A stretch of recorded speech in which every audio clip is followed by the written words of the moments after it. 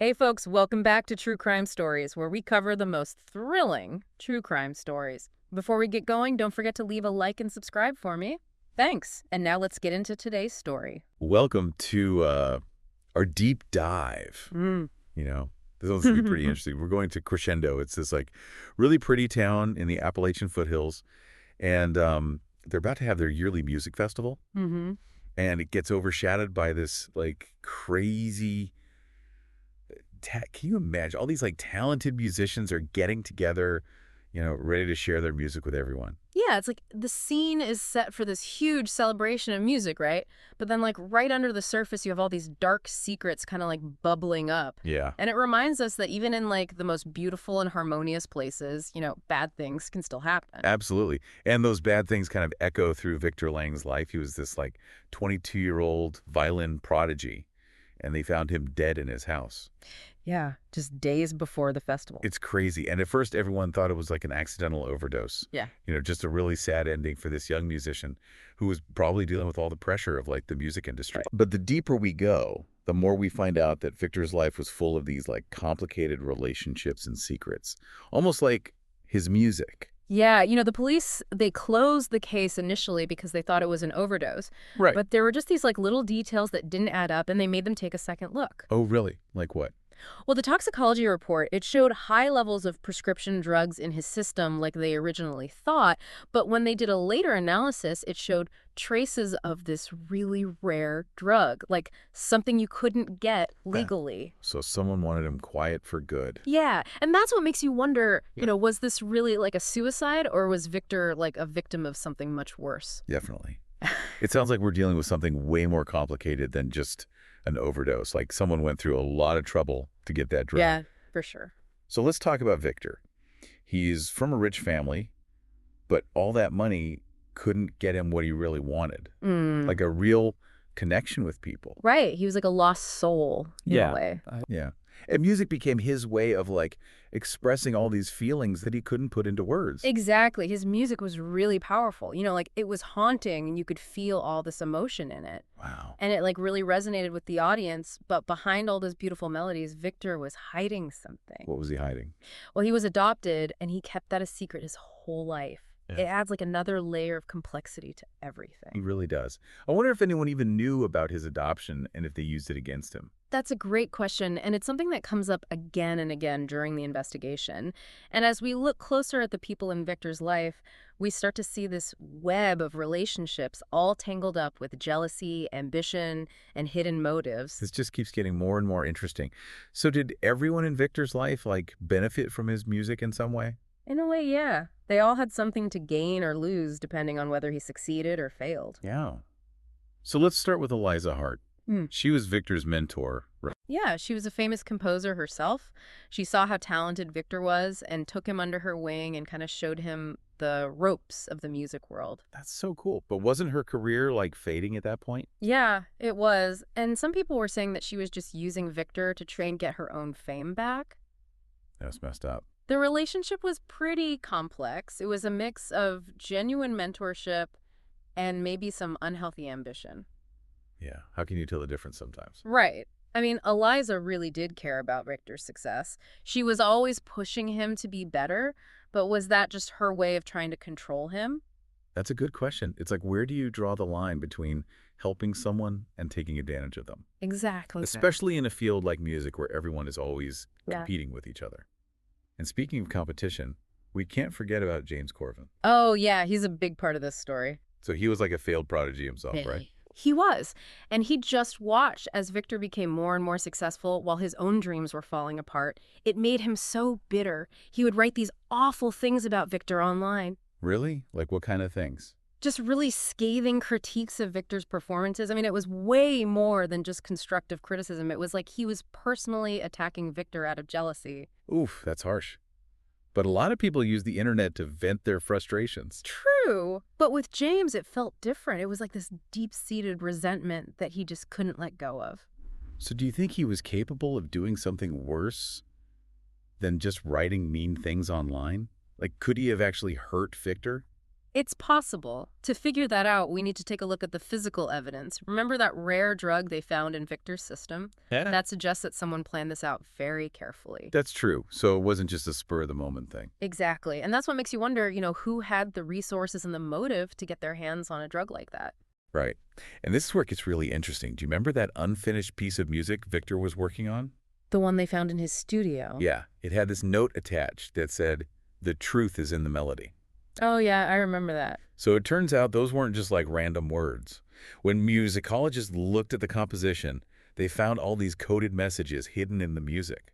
Whoa, that's crazy. Isn't that wild? It's like something out of a spy movie. It really is. So the big question is, what do those messages say? Are they like a confession, a cry for help, or maybe even a clue to who wanted Victor dead? Well, that's what we'll find out as we continue our deep dive into this case. It's a twisted tale of ambition, betrayal, and murder set against the backdrop of this charming little town and its famous music festival. This is seriously like a true crime symphony unfolding before our ears. It is. We've got a mystery wrapped in a melody. We're just getting started. Buckle up. Because in the next part, we're going to decode those hidden messages and get closer to the truth behind Victor Lang's tragic death. It's going to be a wild ride. Okay, so we're back, and we're talking about the death of Victor Lang, this young violin prodigy. And in the last part, we were talking about these coded messages they found in his music. Right. It was like he was trying to tell us something from beyond the grave. I know, it's creepy, right? So did they figure out what the messages meant? Like, were they able to crack the code? Well, it wasn't easy. They had to bring in all these experts like musicologists and people who could break codes. Wow, so like a real-life Da Vinci Code situation. Kind of, yeah. But in the end, they were able to decipher the messages, and it was pretty intense. So what did they say? Like, did Victor actually name his killer?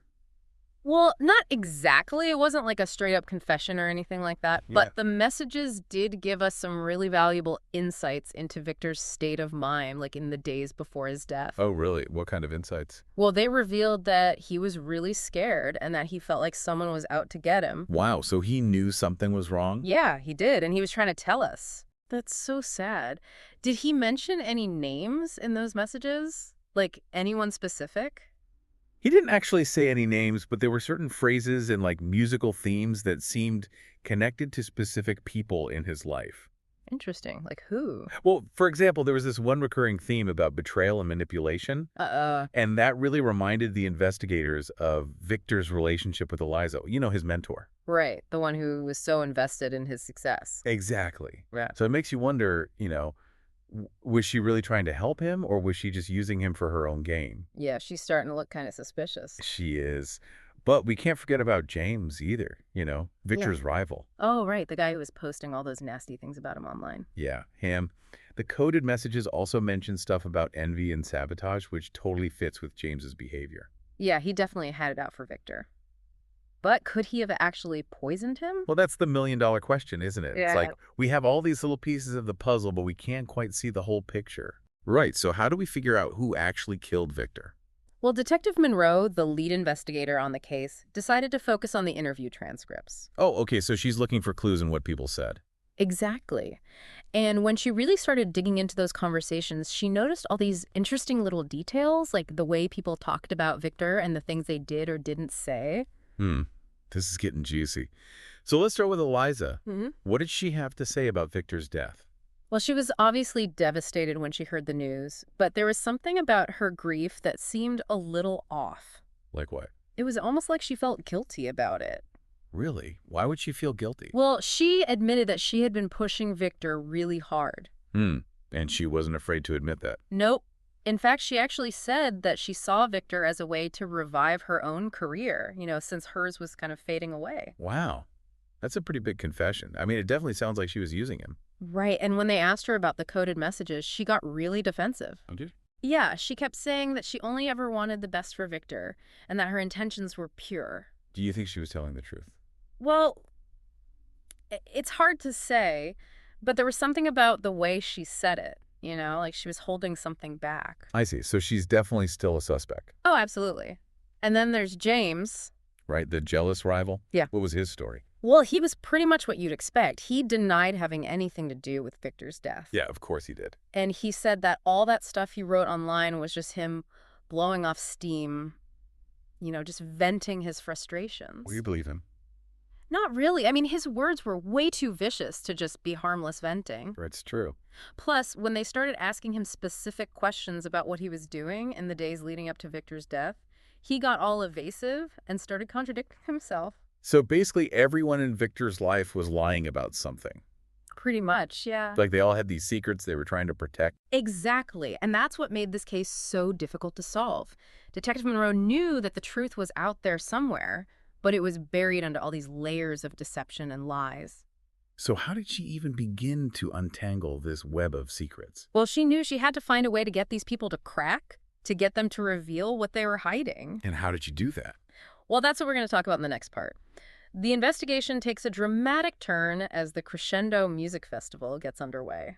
Ooh, this is getting good. So the festival becomes like the backdrop for this whole showdown. Exactly. And let me tell you, things get pretty intense. Can't wait to hear what happens next. All right, so we're back, and things are about to get real interesting. We're at the Crescendo Music Festival. And like you said, the tension is so thick you could cut it with a knife. You can tell Detective Monroe knows this is her chance. Right, like everyone she needs to talk to is all in one place. Exactly. And she's smart enough to know that this whole festival thing is just going to turn up the heat on everyone you know. Yeah, for sure. It's like the music and the murder mystery are all tangled up together. Totally.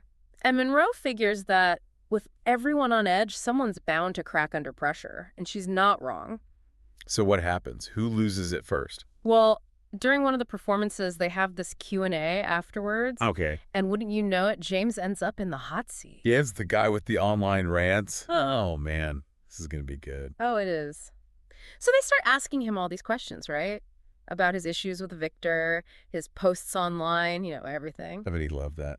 Oh, yeah, he was squirming. But then they ask him about the night Victor died, and that's when he completely loses it. Oh, wow. What did he do? He just starts yelling, "You think I wanted him dead?" All this There. anger and fear just come pouring out. So he totally blew his cover. Oh, yeah.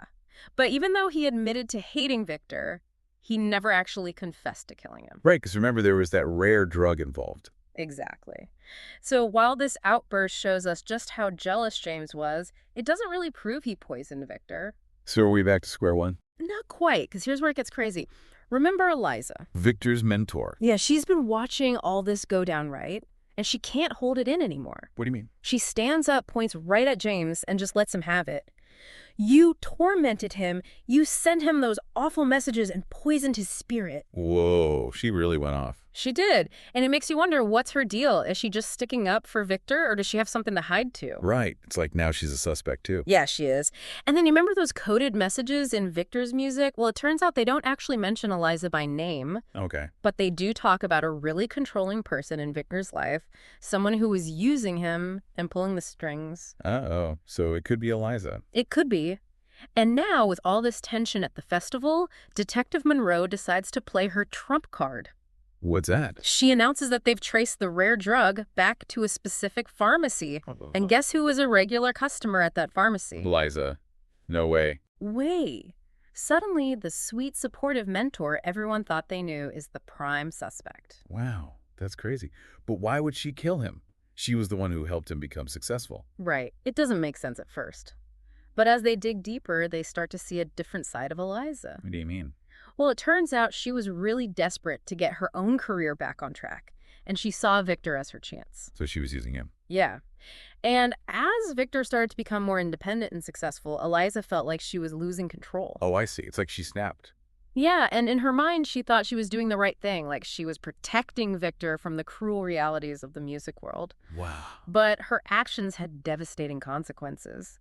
With all the evidence stacked against her, Eliza is arrested and charged with manslaughter. So in the end, it wasn't a jealous rival who took Victor down. It was his own mentor. It's a pretty messed up story when you think about it. This talented young musician full of potential was betrayed by the person he trusted the most. That's really sad. And it makes you wonder, how can we make the music industry a safer place for young artists? A place where they can be successful without being exploited? Yeah, it's a tough question, but Victor's story definitely highlights the dark side of ambition and the importance of recognizing those toxic relationships before it's too late. Absolutely. It's a lesson we can all learn from. Yeah. Well, this has been one wild deep dive. We started with a suspicious death in a small town and ended up uncovering a twisted tale of jealousy, betrayal, and murder. And we learn that sometimes the most beautiful music can hide the darkest secrets. So until next time, remember to listen closely because you never know what secrets might be hidden just beneath the surface.